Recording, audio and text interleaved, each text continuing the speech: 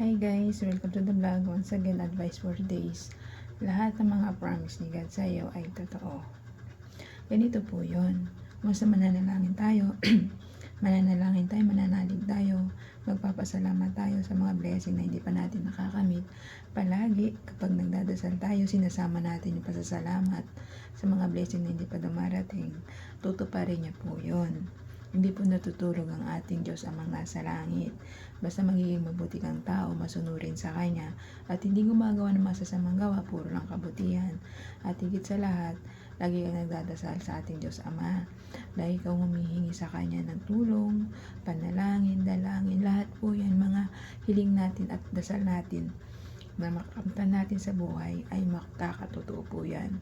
Basta manalig, magtiwala ka lang sa ating Diyos na lumikha ng mundong ito.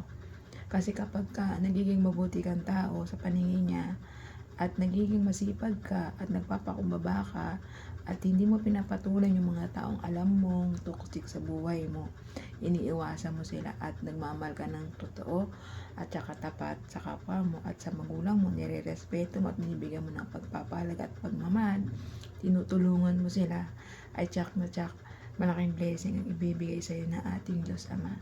Hintayin mo lang, huwag kang mainip. Hintayin mo lang sa takdang oras at panahon. Ibibigay niya yun sa iyo ng liglig-siksik at umaapaw pa. Experience ko po yan. Bakit po?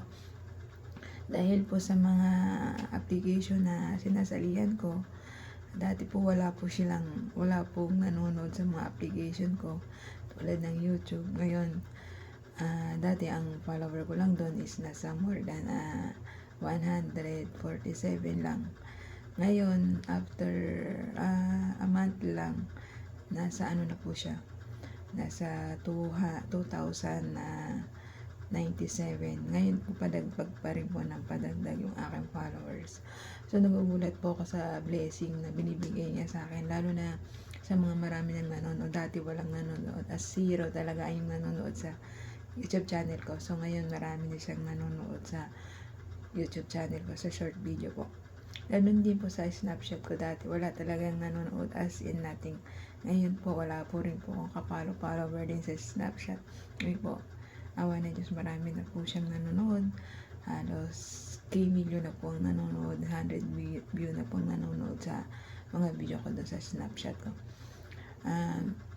Ganun din po sa Instagram po. Dati wala talaga, as in zero. Ngayon po, meron na po. Kahit pa paano nadadagdagan yung mga followers ko.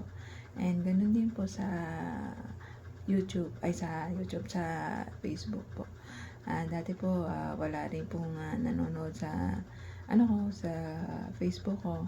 Pero darating tamang panahon na marami rin manonood sa Facebook ko. So ngayon kasi hindi pa nabubuksan yung algorithm sa akin. So madalang lang manood. Pero darating din yung panahon, takdang oras panahon, hindi na mawawala ng pag-asa na walang araw. Natutupad din po yung mga hiling ko para sa ating Diyos Ama, na magkaroon ako ng maraming followers at saka ko kumita yung mga application form ko dito sa social media. So kayo, wag po kayong huminto manalangin at manalig. Ganun din po, hindi po ako huminto manalig sa ating Diyos Amang lumikha, na lahat ng ating pananalig at panadalangin ay magkakatotoo. Kaya ingat po tayong lahat, and God bless.